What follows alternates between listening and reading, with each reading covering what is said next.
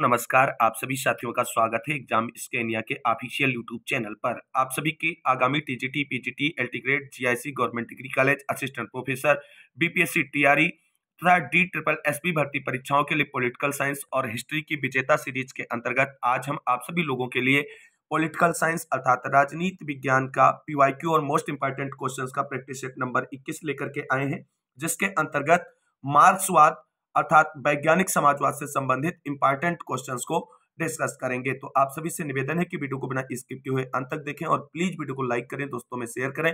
जितने भाई बहन चैनल पर पहली बार विजिट कर रहे हैं और आगे की तैयारी फ्री ऑफ कास्ट जारी रखना चाहते हैं तो प्लीज चैनल को सब्सक्राइब करके बेल आइकन जरूर दबाएं आगे की तैयारी को फ्री ऑफ कास्ट जारी रखने के लिए। तो आइए साथियों शुरू करते हैं आज का यह प्रैक्टिस सेट और देखते हैं विजेता सीरीज का प्रैक्टिस सेट नंबर 21 का पहला प्रश्न, जो संबंधित है मार्क्सवाद अर्थात वैज्ञानिक समाजवाद से। पहला प्रश्न आप सभी के सामने है और प्रश्न है, साम्राज्यवाद पूंजी का अंतिम चरण है, यह कथन किसका है? मुसोलिनी, हिटलर, लेनिन या स्टालिन? और राइट आंसर यहां पर होगा आप सभी के लिए ऑप्शन नंबर सी। यह स्टेटमेंट लेनिन का है। लेनिन ने वर्ष 1902 में what is to be done अर्थात अब हमें क्या करना चाहिए की रचना की, जिसमें अपने सैद्धांतिक विचारों का उन्होंने उल्लेख किया है। और लेनिन साम्राज्यवाद को पूंजीवाद की अभिव्यक्ति मानते हैं और उन्होंने कहा है कि साम्राज्यवाद पूंजीवाद का अंतिम चरण है। अगला प्रश्न देखते हैं। अगला प्रश्न है, राज्यहीन वर्गहीन समाज पर किस विचारक का विश्वास था? प्लेटो, अरस्तु, मार्क्स और जॉन लॉक? तो आप easily right answer option number C करेंगे। राज्यहीन वर्गहीन समाज पर कार्ल मार्क्स का विश्वास था।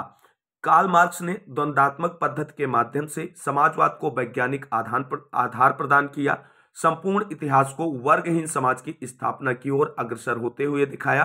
मार्क्स जो है वो राष्ट्रवाद का प्रबल विरोधी था।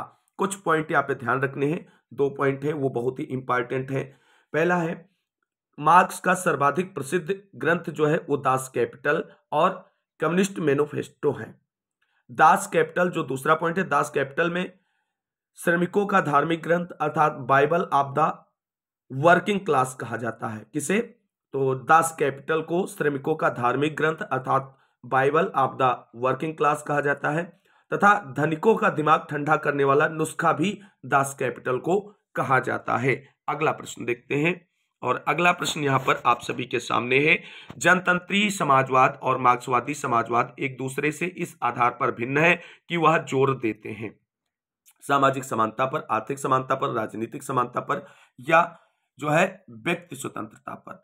तो यहां पर दोस्तों जो ये इसमें के 4 ऑप्शन हैं, ये चारों ऑप्शन इसमें से कोई भी सही नहीं है, क्योंकि यहां जो ये ऑप्शन दिए गए हैं अगर क्वेश्चन की नेचर को हम देखें तो इस आधार पे यहां पर कोई भी विकल्प का चयन नहीं कर सकते हैं। जनतंत्री समाजवाद राजनीतिक समानता पर अधिक जोर देता है, जबकि मार्क्सवादी समाजवाद आर्थिक समानता पर अधिक जोर देता है और दोनों ऑप्शन यहां पर अवेलेबल हैं और इसलिए इसमें कोई भी ऑप्शन सही नहीं होगा और इसमें फुल मार्क्स दिया गया था एग्जाम में जो है आयोग की तरफ से। अगला प्रश्न देखते हैं।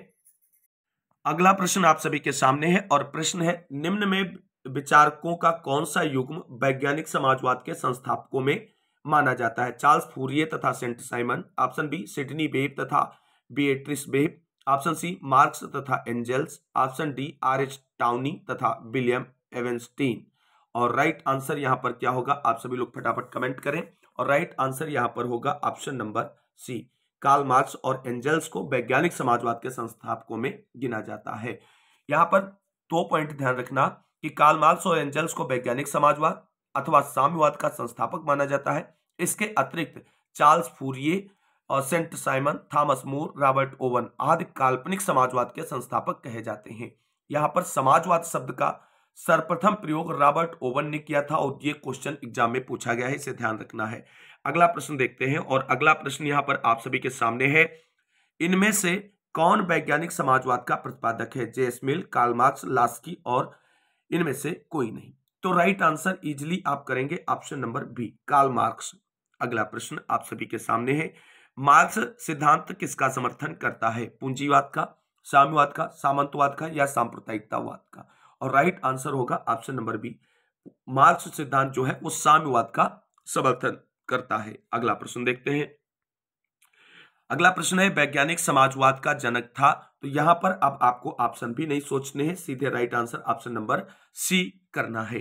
अगला प्रश्न देखते हैं और अगला प्रश्न है समाजवादी राज्य को मानते हैं, क्या मानते हैं? एक आवश्यक बुराई, एक दैवीय संस्था, एक शोषण का उपकरण, एक सकारात्मक अच्छाई। तो राइट आंसर होगा ऑप्शन नंबर डी। समाजवादी राज्य को एक सकारात्मक अच्छाई के रूप में मानते हैं और राज्य को एक आवश्यक बुराई के रूप में कौन सी विचारधारा मानती है, उसका आंसर आप सभी लोग कमेंट करके अवश्य बताएं। अगला प्रश्न देखते हैं। अगला प्रश्न आप सभी के सामने है और प्रश्न है हरेक से अपनी क्षमता के अनुसार, हरेक को अपनी आवश्यकता के अनुसार, यह सूत्र किस व्यवस्था का है? पूंजीवादी, समाजवादी, साम्यवादी या राष्ट्रवादी? तो राइट आंसर यहां पर होगा ऑप्शन नंबर सी, साम्यवादी। लेनिन ने अपनी प्रसिद्ध पुस्तक स्टेट एंड रेवोल्यूशन अर्थात राज्य और क्रांति के अंतर्गत समाजवादी और साम्यवादी व्यवस्थाओं में अंतर करते हुए लिखा है, समाजवादी दौर में व्यक्तियों के अधिकार इस सूत्र से निर्धारित किए जाते हैं, प्रत्येक से अपनी अपनी क्षमता के अनुसार, प्रत्येक को अपने अपने कार्य के अनुसार। परंतु साम्यवाद के उन्नत दौर के अंतर्गत जब उत्पादन की शक्तियां पूर्णतः विकसित हो जाती हैं, व्यक्तियों के अधिकार इस सूत्र से निर्धारित किए जाते हैं कि प्रत्येक से अपनी अपनी क्षमता के अनुसार और प्रत्येक को अपनी अपनी आवश्यकता के अनुसार। तो यह स्टेटमेंट साम्यवादी विचारधारा से संबंधित है और लेनिन की प्रसिद्ध पुस्तक का नाम याद रखना, स्टेट एंड रिवॉल्यूशन, जो कभी कभी हिंदी में पूछा जाता है, जिसे राज्य और क्रांति भी कहते हैं। अगला प्रश्न यहां पर आप सभी के सामने है और प्रश्न है राज्य के लुप्त हो जाने का विचार संबंधित है उदारवाद से, समाजवाद से, साम्यवाद से या श्रेणी समाजवाद से? और राइट आंसर यहां पर होगा ऑप्शन नंबर सी। राज्य के लुप्तीकरण का सिद्धांत मेनली जो है मार्क्सवाद से संबंधित है और मार्क्सवाद आगे चल करके ही जो है वो साम्यवाद का रूप धारण कर लेता है। अगला प्रश्न देखते हैं। अगला प्रश्न यहां पर आप सभी के सामने है और प्रश्न है एक दिन ऐसा आएगा जब राज्य लुप्त हो जाएगा, किसने कहा है? अरस्तु, कार्ल मार्क्स, बेंथम या मैकियावेली? और राइट आंसर यहां पर होगा option number B. Karl Marx ने कहा एक दिन ऐसा आएगा कि राज्य लुप्त हो जाएगा। अगला प्रश्न देखते हैं। अगला प्रश्न आप सभी के सामने है और प्रश्न है किसने दावा किया था कि राज्य आखिरकार मुरझा जाएगा? कांट, मार्क्स, अरिस्टोटल या गांधी? और right answer option number B होगा, कार्ल मार्क्स। अगला प्रश्न है अतिरिक्त मूल्य का सिद्धांत किसके द्वारा प्रतिपादित किया गया है? रूसो, मार्क्स, लास्की और मिल? तो right answer option number B होगा, कार्ल मार्क्स। अतिरिक्त मूल्य के सिद्धांत का प्रतिपादन, यहां से समझना पॉइंट को, राजनीतिक क्षेत्र में कार्ल मार्क्स द्वारा किया गया। अतिरिक्त मूल्य का सिद्धांत मूलतः रिकार्डो के मूल्य का श्रम सिद्धांत से प्रभावित है। मार्क्स का अतिरिक्त मूल्य सिद्धांत रिकार्डो के सिद्धांत का ही व्यापक रूप है, इसलिए रिकार्डो को अतिरिक्त मूल्य के सिद्धांत का जनक माना जाता है। और मार्क्स के अनुसार अतिरिक्त मूल्य क्या है? तो मार्क्स कहते हैं अतिरिक्त मूल्य उन दो मूल्यों का अंतर है जिसे एक मजदूर पैदा करता है और जो वह वास्तव में पाता है, और यह है अतिरिक्त मूल्य। अगला प्रश्न देखते हैं। अगला प्रश्न यहाँ पर आप सभी के सामने है और प्रश्न निम्नलिखित में से कौन सा एक मार्क्सवाद से संबंधित है? अधिशेष मूल्य सिद्धांत, आदर्श राज्य, सामान्य इच्छा, सामाजिक अनुबंध? तो ये कोई यहाँ पर है ही नहीं, इससे संबंधित ये भी नहीं है और राइट आंसर ऑप्शन नंबर ए होगा। अगला प्रश्न देखते हैं और अगला प्रश्न आप सभी के सामने है अधिशेष मूल्य का मतलब क्या होता है? अत्यधिक मूल्य, अल्प मूल्य, उच्च मुनाफा, बिक्री प्राप्ति और वेतन का अंतर? और right answer option number D होगा, अधिशेष मूल्य के अर्थ के संदर्भ में। अगला प्रश्न देखते हैं। अगला प्रश्न यहां पर आप सभी के सामने है और प्रश्न है अतिरिक्त मूल्य के सिद्धांत का प्रतिपादन किसने किया था? तो अभी डिस्कस किया गया है, right answer option number D होगा, कार्ल मार्क्स। और टीजीटी परीक्षाओं में ये बार बार प्रश्न पूछा जा रहा है, आप सभी लोग इस पर ध्यान दें। अगला प्रश्न देखते हैं और अगला प्रश्न है अतिरिक्त मूल्य का सिद्धांत किसने प्रतिपादित किया? तो यहां पर भी राइट आंसर ऑप्शन नंबर ए हो जाएगा, कार्ल मार्क्स ने। अगला प्रश्न देखते हैं। अगला प्रश्न है कार्ल मार्क्स ने निम्न में से किस सिद्धांत का प्रतिपादन किया है?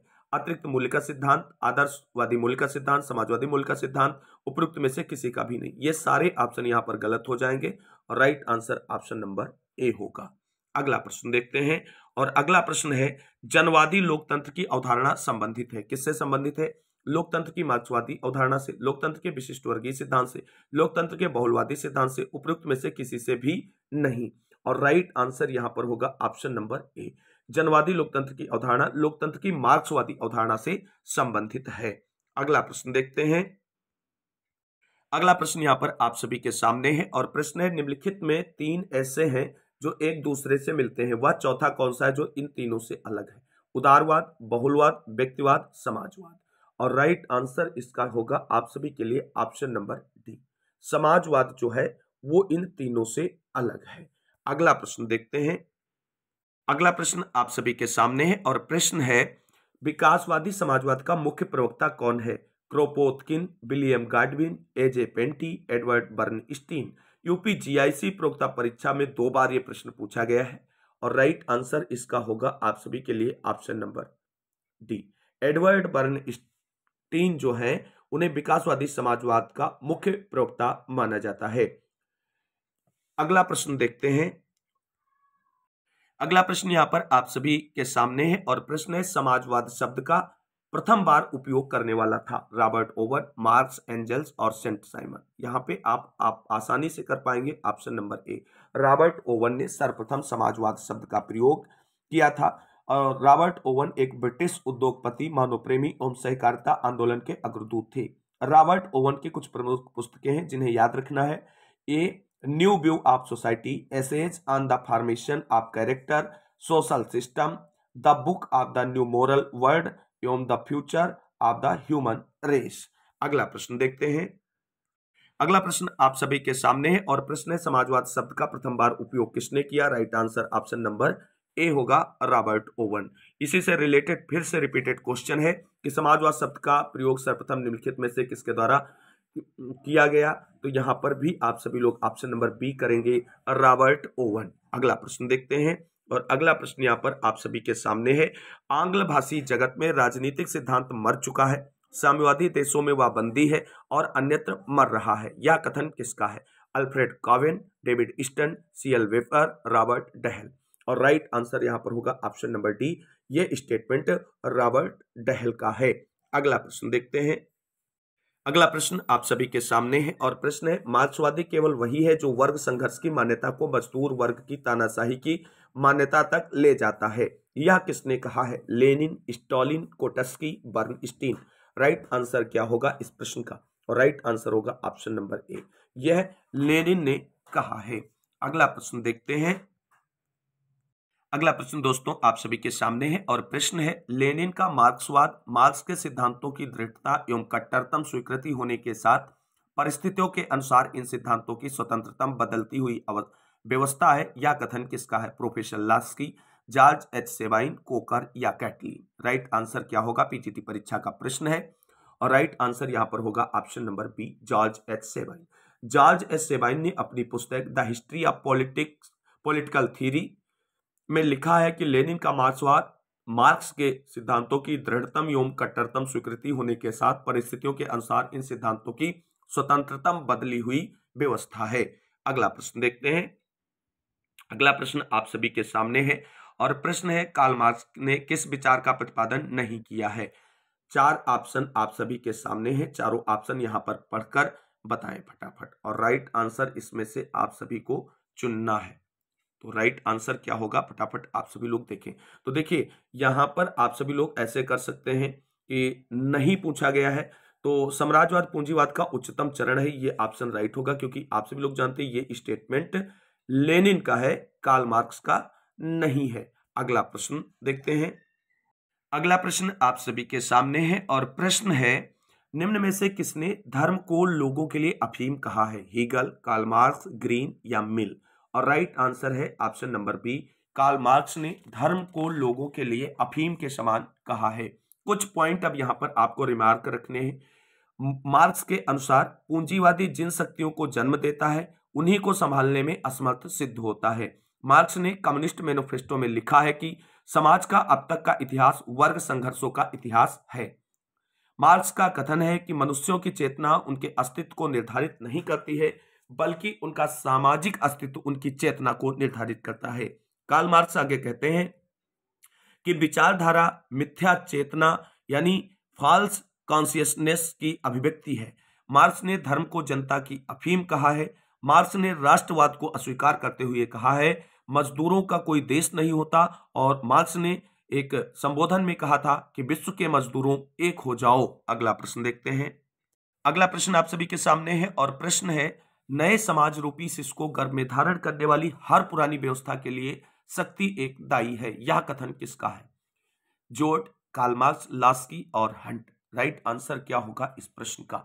और राइट आंसर होगा option number B, Karl Marx का स्टेटमेंट है। और कार्ल मार्क्स ने कहा है, अर्थात किसमें कहा है? अपनी प्रसिद्ध पुस्तक दास कैपिटल में कहा है कि नए समाज रूपी शिशु को गर्भ में धारण करने वाली हर पुरानी व्यवस्था के लिए शक्ति एक दायी है। अगला प्रश्न आप सभी के सामने है और प्रश्न है, शक्ति बंदूक की नली से निकलती है, यह कथन किसका है? तिलक, लेनिन, भगत सिंह और माओ से तुंग। और राइट आंसर होगा ऑप्शन नंबर डी, शक्ति बंदूक की नली से निकलती है। यह स्टेटमेंट माओ से तुंग का है। माओ से तुंग को मार्क्सवाद को यूरोपीय से एशियाई रूप देने के लिए जाना जाता है। यहां पर कुछ चीजें ध्यान रखना। माओ ने लंबी छलांग, सैकड़ों फूलों का अभियान और महान सर्वहारा सांस्कृतिक क्रांति जैसे क्रांतिकारी प्रयोग किए हैं। इनकी प्रमुख पुस्तकें on contradiction, new democracy on coalition government, people's democratic dictatorship है। माओ द्वारा दिए गए सिद्धांतों में प्रमुख है अंतर विरोध का नियम, समाजवादी पुनर्निर्माण की प्रक्रिया, सांस्कृतिक क्रांति की अवधारणा, असंगति का सिद्धांत, शक्ति का सिद्धांत, लोकयुद्ध का सिद्धांत, सशस्त्र क्रांति का सिद्धांत और जनवादी लोकतंत्र का सिद्धांत। ये माओ से संबंधित हैं या माओ से तुंग से संबंधित हैं। अगला प्रश्न देखते हैं। अगला प्रश्न आप सभी के सामने है, निम्न में से किस लेखक के अनुसार शक्ति बंदूक की नली से निकलती है? Right answer option number D होगा, जस्ट अभी हमने पढ़ा है।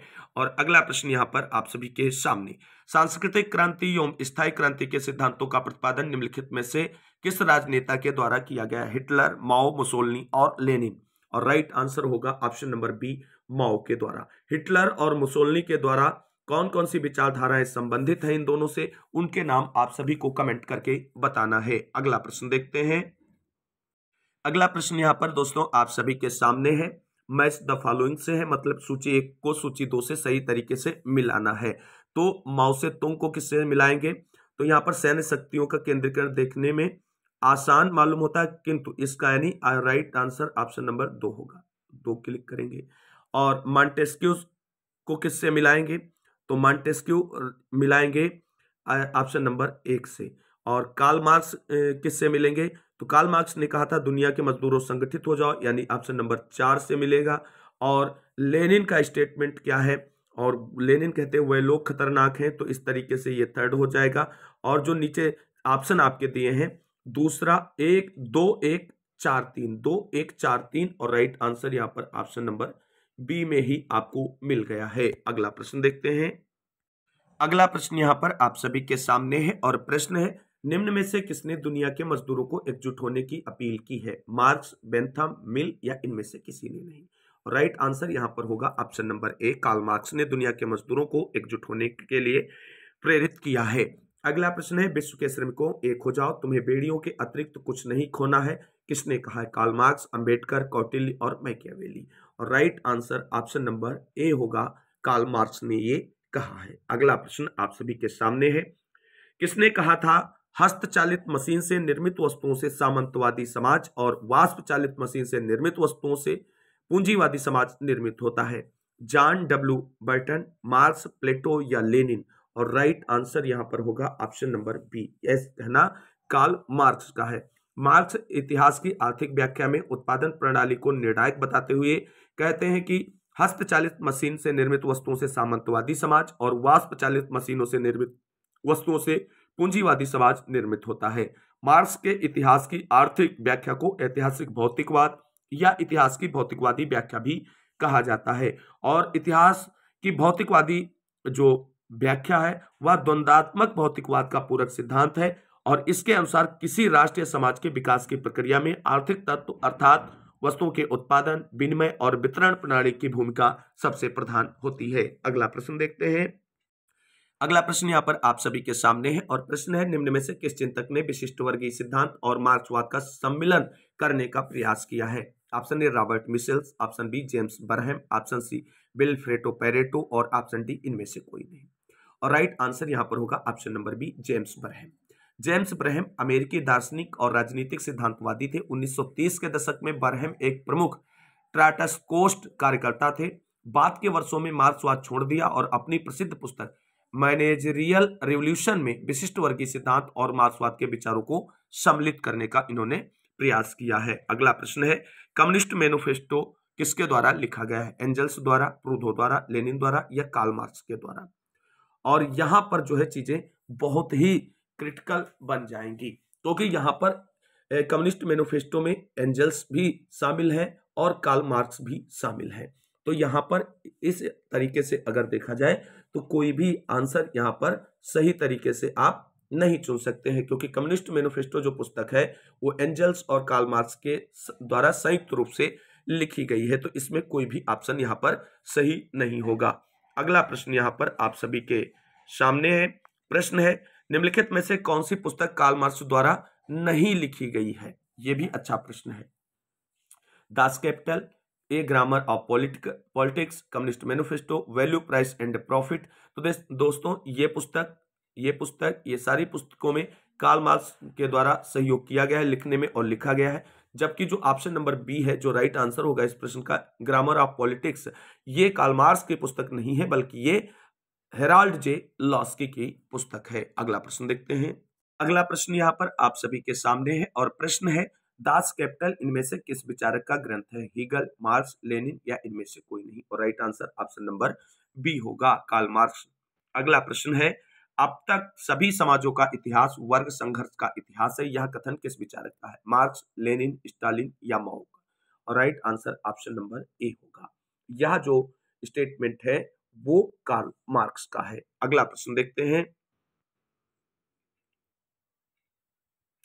और अगला प्रश्न यहां पर आप सभी के सामने है। प्रश्न है, अब तक के समाज का इतिहास वर्ग संघर्ष का इतिहास है, यह पंक्तियां किस पुस्तक से हैं? ये बहुत अच्छा प्रश्न है और यूपी पीजीटी परीक्षा 2021 में पूछा गया। Das Kapital, communist manifesto, state and revolution, poverty of philosophy. और राइट आंसर यहां पर होगा आप सभी के लिए ऑप्शन नंबर बी। यह जो पंक्तियां हैं वो कम्युनिस्ट मैनिफेस्टो में उल्लिखित हैं, जिसे हिंदी में साम्यवादी घोषणा पत्र भी कहते हैं। अगला प्रश्न देखते हैं। अगला प्रश्न है, यह सिद्धांत किसने प्रस्तुत किया है कि नव उपनिवेशवाद साम्राज्यवाद की अंतिम अवस्था है? Nkrumah, Lenin, J A. Hobson, Erich Fromm. और राइट आंसर होगा ऑप्शन नंबर ए। यह स्टेटमेंट नेक्रोमा का है। नव उपनिवेशवाद साम्राज्यवाद की अंतिम अवस्था है, यह कथन नेक्रोमा का है। नेक्रोमा घाना के प्रथम प्रधानमंत्री और राष्ट्रपति थे। घाना के ने इन्हीं के नेतृत्व में वर्ष 1957 में ब्रिटेन से आजादी प्राप्त की। नक्रोमा रूस के क्रांतिकारी लेनिन के अनुयायी थे और इन्हें अफ्रीका का लेनिन भी कहा जाता है। लेनिन की भांति इन्होंने भी अपनी पुस्तक का नाम नव उपनिवेशवाद साम्राज्यवाद की अंतिम अवस्था रखा। लेनिन ने उपनिवेशवाद को साम्राज्यवाद का उच्चतम चरण कहा है और जबकि नक्रोमा ने नव उपनिवेशवाद को साम्राज्यवाद की अंतिम अवस्था कहा है। अगला प्रश्न देखते हैं।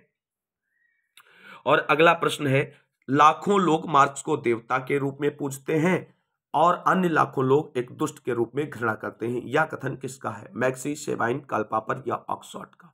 और राइट आंसर है ऑप्शन नंबर ए। यह स्टेटमेंट मैक्सी का है। कार्ल मार्क्स वैज्ञानिक समाजवाद का जन्मदाता था। यद्यपि मार्क्स से पहले अनेक ब्रिटिश तथा फ्रेंच विचारक थे जिन्होंने समाजवादी विचारधारा से संबंधित स्टेटमेंट व्यक्त किए। इनमें से फ्रांस के नायल बॉब बेफ, सेंट साइमन, चार्ल्स फूरियर और इंग्लैंड में जॉन डी सिस्मेंडी, विलियम थॉम्पसन तथा रॉबर्ट ओवन प्रमुख थे। लेकिन मार्क्स ने सामाजिक परिवर्तन करने वाली शक्तियों की व्याख्या कर उसे वैज्ञानिकता प्रदान की और इसलिए कार्ल मार्क्स को वैज्ञानिक समाजवाद के जनक के रूप में माना जाता है। अगला प्रश्न और आज के वीडियो का अंतिम प्रश्न आप सभी के सामने है। प्रश्न है, मार्क्सवादी समाजवाद के अनुसार समाजवादी राज्य में राज्य क्या है? ऑप्शन ए पूरी तरह अनावश्यक यानी सुपरफ्लुअस है। ऑप्शन बी आवश्यक है। ऑप्शन सी किसी भी वर्ग की विचारधारा का प्रतिनिधित्व नहीं करता है। ऑप्शन डी समाप्त कर दिया जाता है। और राइट आंसर होगा ऑप्शन नंबर बी आवश्यक है।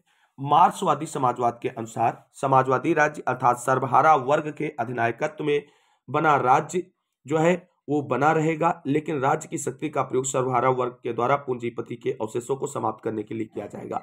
मार्क्स के अनुसार समाजवादी राज्य एक साधन है, इसका अभीष्ट साध्य समाजवादी समाज है। समाजवादी व्यवस्था में बचे हुए पूंजीपतियों को नष्ट करने के लिए मार्क्सवाद बुर्जुआ वर्ग के ही शस्त्र अर्थात राज्य से इस वर्ग को खत्म करने की बात करता है।